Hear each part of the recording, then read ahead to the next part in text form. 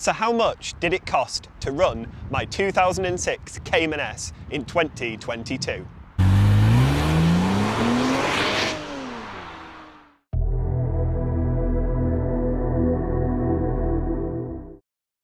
Hi and welcome back to Joe Talks Cars and welcome to another video. In this video I'm going to tell you exactly how much I spent running my Cayman S in 2022. It might be less than a lot of you think. So let's get straight into this video and find out how much it cost to run this very unreliable Cayman.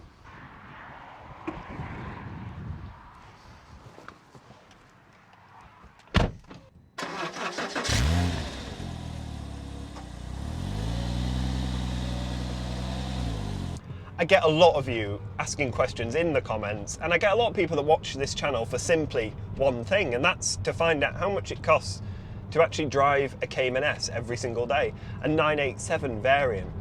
Are they really that expensive to run, or is it just all hype on the internet? Well, regular viewers of this channel will know I've had a bit of a bumpy ride with this car. Previous year, it cost me £10,000 for an engine rebuild, among other things, so it wasn't exactly a cheap year. 2022, however, has been a little bit more kind, and I thought I would do this video and update you on what it cost me to run my Cayman in 2022. I think you'll be very surprised at how reasonable this car has been this last year. So, on the top of my list, there is insurance. You of course all need insurance on your cars. Thankfully, this car is very, very cheap to insure. I'm not entirely sure why that is, but insurance varies massively depending where you live. But my insurance only comes to £320 for an entire year. It's really, really cheap, and it's even cheaper than my Golf GTI. Again, I'm not entirely sure why, but I'll take that.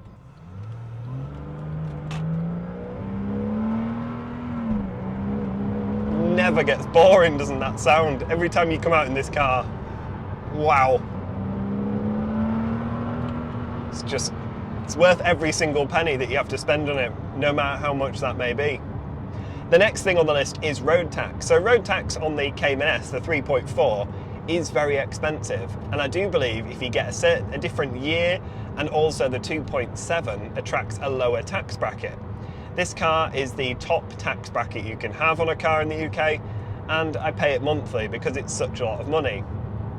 I think it's £585 a year. I could be wrong on that one if you pay it in one full go. I do it in instalments. It's much more manageable, which is £636 a year.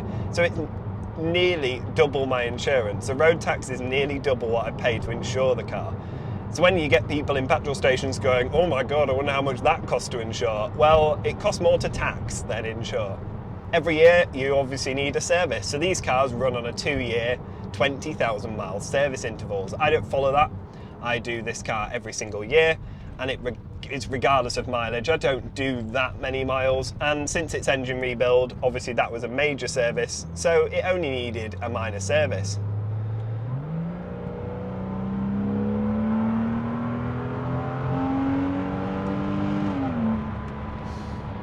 Sorry, it's just so much fun. So it only needed a minor service. So that was a total of £400 at my local independent, so oil, filters, you know, that type of thing. Very, very basic service, nothing too expensive. The only rather large bill I've had on this car is when it went in for its MOT. So this was covered in a previous video. If you haven't seen that one, click the top of the screen now and it'll take you to it. But it needed quite a bit of work on the MOT. Needed 3 springs, they were all snapped, and it needed a little bulb and some other bits and pieces, and the total of that was around £1,000. So again, it wasn't that bad. To say it's a 16-year-old Porsche now and to send it in for an MOT and it only cost £1,000, I'll take that. That's a result, that. So the total outgoings for this car for 2022 was just £2,356.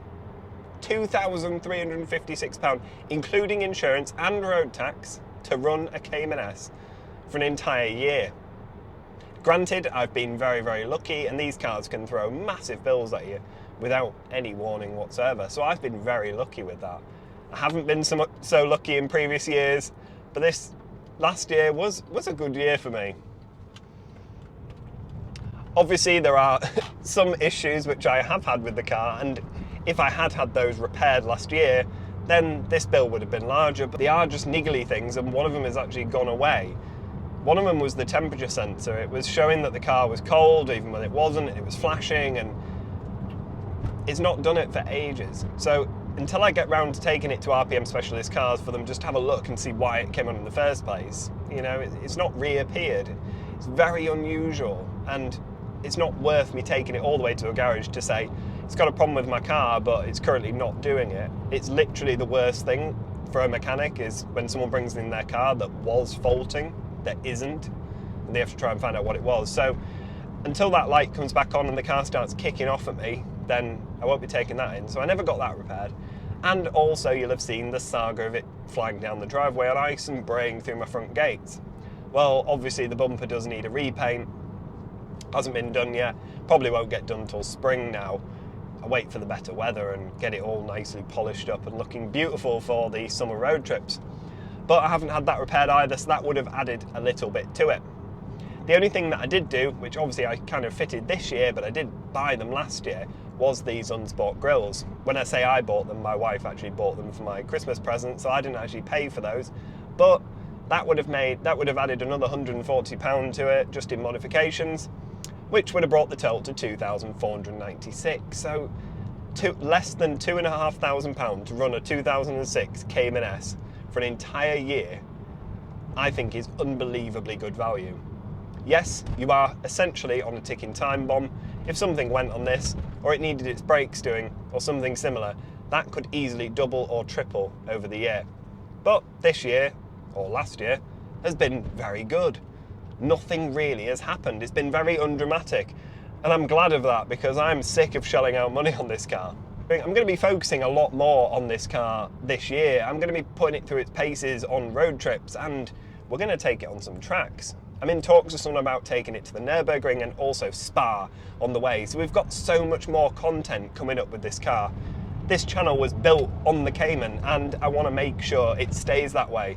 I've got so many plans for the car, and I want you all to join me on this journey. So if you haven't already hit subscribe, then please make sure you do, because I'm going to be sharing my entire ownership experience with this old Porsche and everything that it throws at me along the way. I will be totally honest and transparent throughout and share with you what it is like to own one. But I hope you've enjoyed this rather quick update video. If you have enjoyed it, please give it a thumbs up, and as always, please subscribe if you haven't already for plenty more videos like this one to come. Thank you very much for watching, and I'll see you next time. Bye.